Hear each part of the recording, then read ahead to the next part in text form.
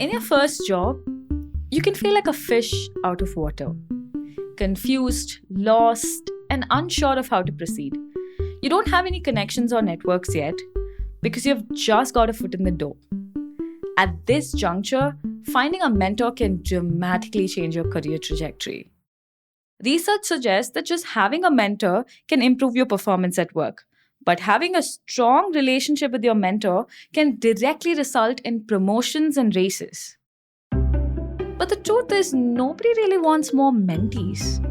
You often feel like you're making this grand request from someone who's probably way more busy or have way more things to do. And reaching out to someone you admire, especially if that person is senior to you, it can get super intimidating.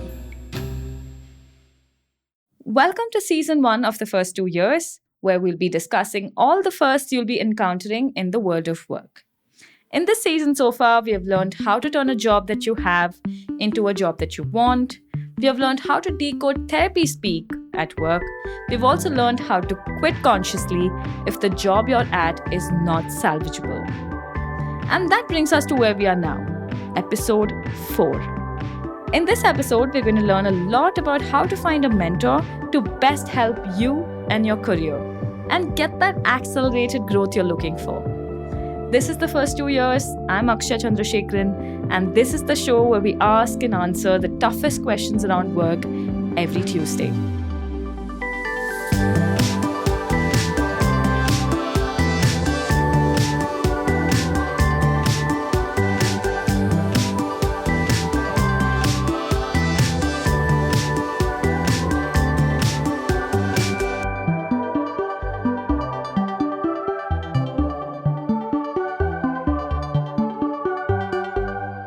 Mentors come at a time when you really need them. They usually make a big difference at career junctures. Do I take this job? Do I not take this job? What the heck do I do next? Where do I go from here? These are the times when mentors can have a profound impact. Param Shah knows this from experience. Param had just taken a big bet and failed in the first 2 years of his career. He was laid off from an early stage startup that couldn't find product market fit and shut operations altogether. For his next move, he was faced with a choice, a dilemma between a stable offer and a boring role, or another early stage startup, so a risky offer, but a very, very exciting role. The thing you should know about Param is that by now, his past experience had already turned him risk averse. Like, I was feeling as if there's not much choices in life now. I need this stable job. I'll give my MBA and go that linear path that everyone takes, right? Like, give the entrance exam, go for an MBA, spend 2 years there, get a good job, and continue, right? And that was the only path that was like looking bright to me. Startups were looking like a doom, something that's bound to fail. Or the risk is not worth taking. Maybe I'm in the same place after a year, and then I'm just burnt out. I'm working so hard and I'm not progressed in my career. Instead, I'll just take the safer bet, settle for a lesser pay, lesser exciting role, but at the same time, bet on stability and predictable growth. Before making a final decision, Param wanted to run the numbers. He took a very scientific approach and made an exhaustive Excel sheet rating both the job offers across different parameters that mattered to him: pay, learning, work from office, career growth in a year's time, brand, role, and so on. Even while using the most objective method to figure out what he wants, the stable job and the boring role came out on top. But for some reason, Param was not convinced. He was still filled with fear and anxiety about what the future holds, of whether or not he was making the right decision. He needed a mentor, not an Excel sheet. He was someone who used to take mentoring sessions for people, but for product designers. But since we were friends since 2 years, and we used to not just talk about careers, but like talk about books, talk about philosophy. He was kind enough to offer that call to me as well for free. And that's when I got on a call with him. I explained my trajectory. Shivam Arya was Param's mentor. Shivam is a self taught product designer who had taken a lot of unconventional bets in his decade long startup career. Someone who was deeply interested in mentoring and sharing those lessons on social media. And there was an instant spark.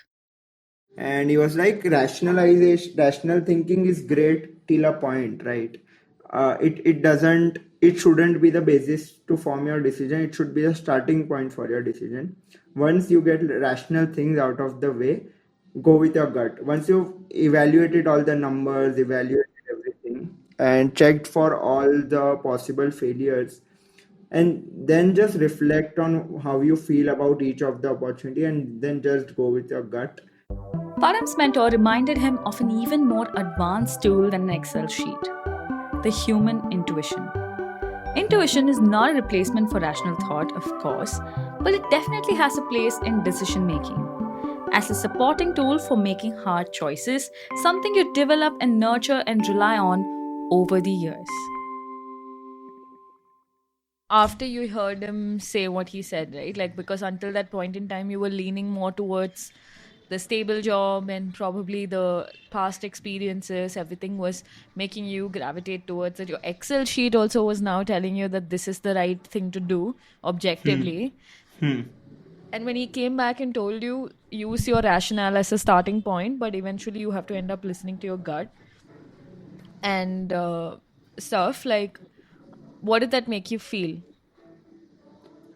I think I was relieved. I would say, like, at least someone also thinks like how I think. Someone is like, because sometimes you just want to hear the same thing that you've been thinking about from someone else to make your decision.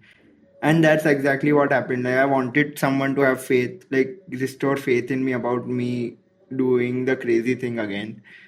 And yeah, that's like, it made me feel positive. It made me feel that, yeah, maybe it will work out. It has worked out for people.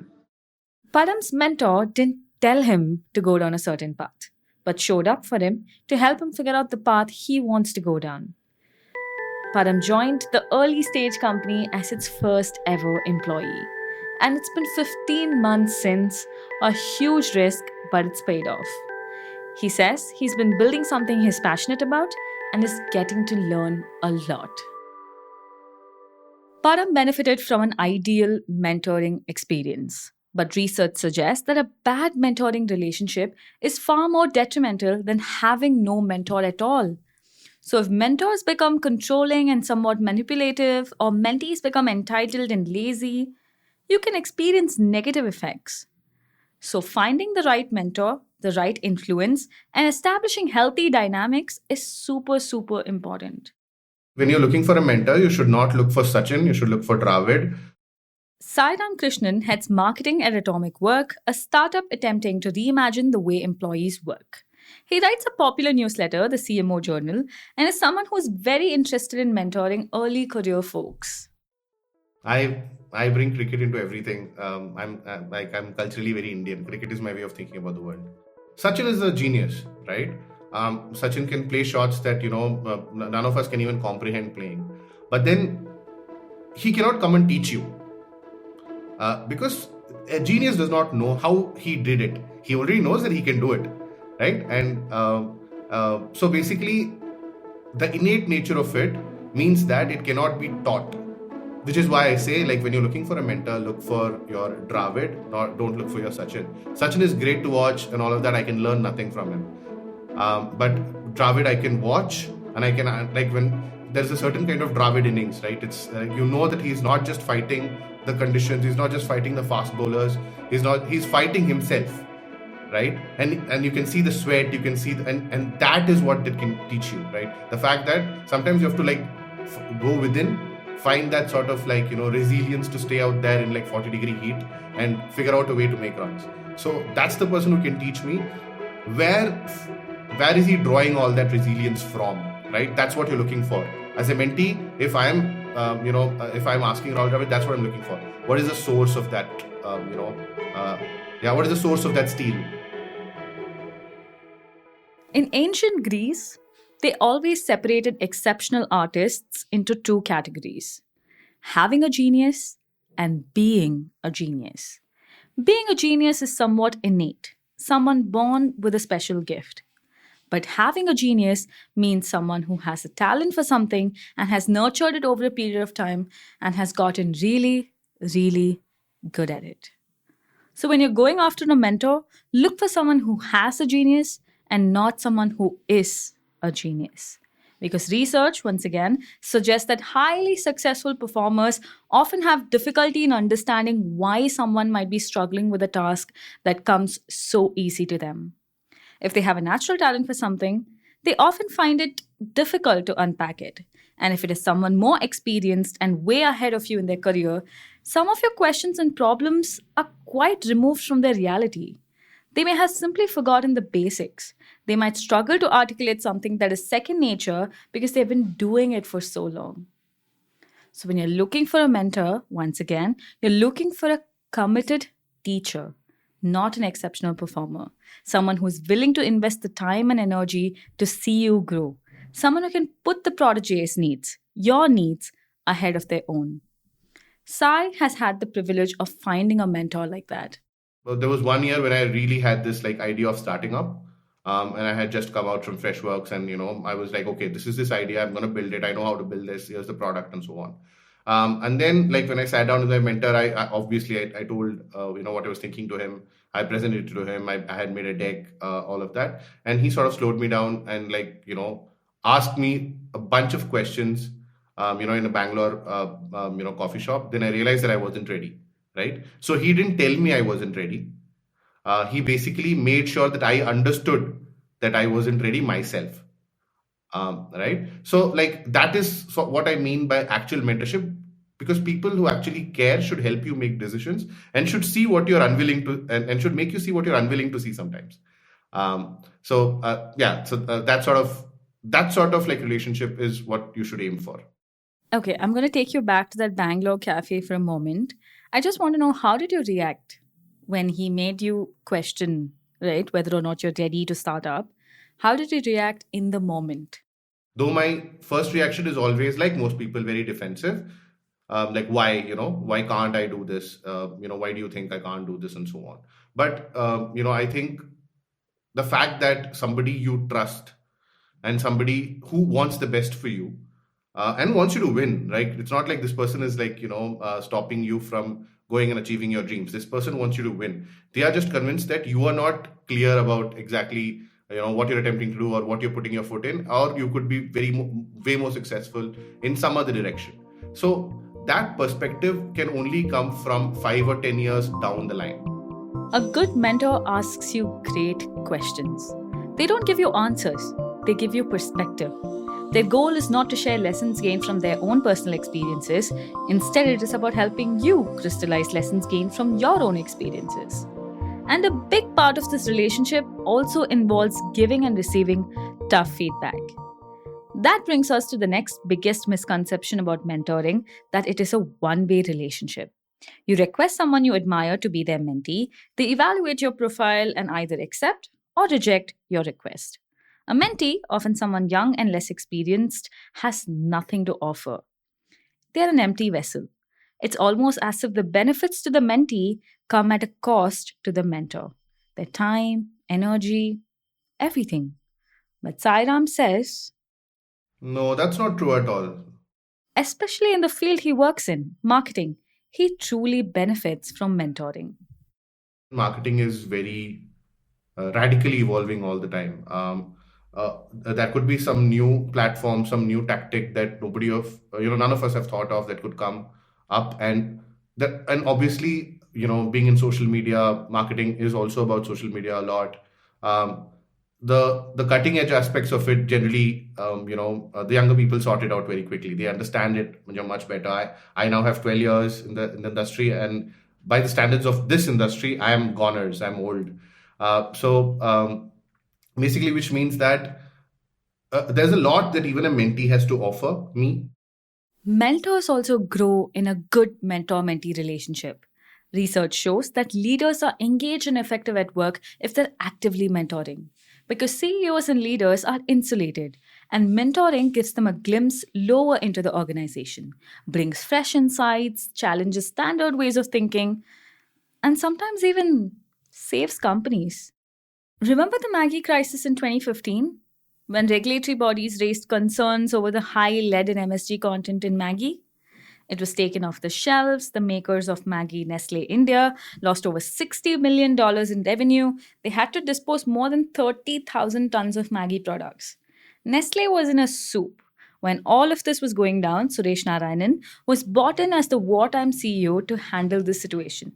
Nestle needed an urgent and potent comeback strategy for Maggie. How do you build trust? What's the best way to make a comeback? How do you enter the homes of people again? Many questions needed answering. Relaunched Maggie in 2015 after the crisis.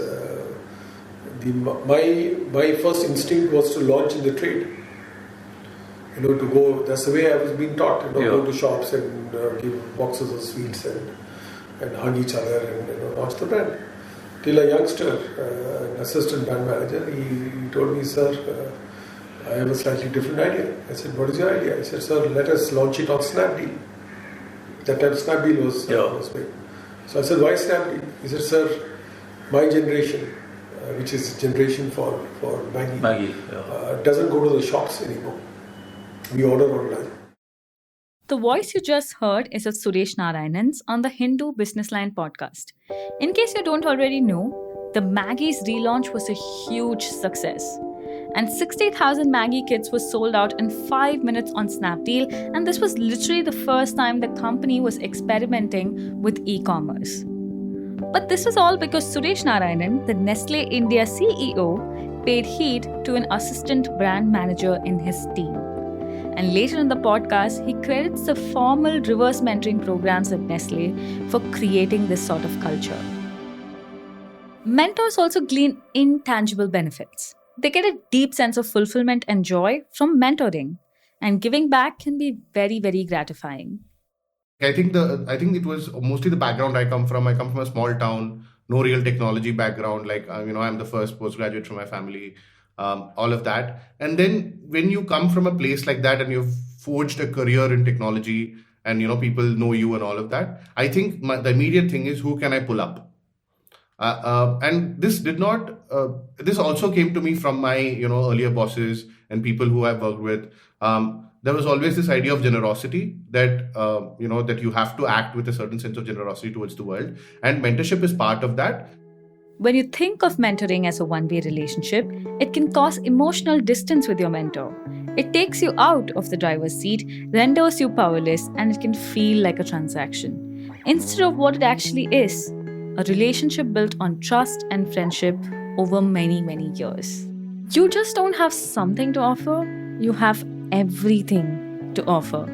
From finding a committed teacher who aligns with you, bringing your special gift to the table, reaching out at the right moment, and having an open mind to being challenged.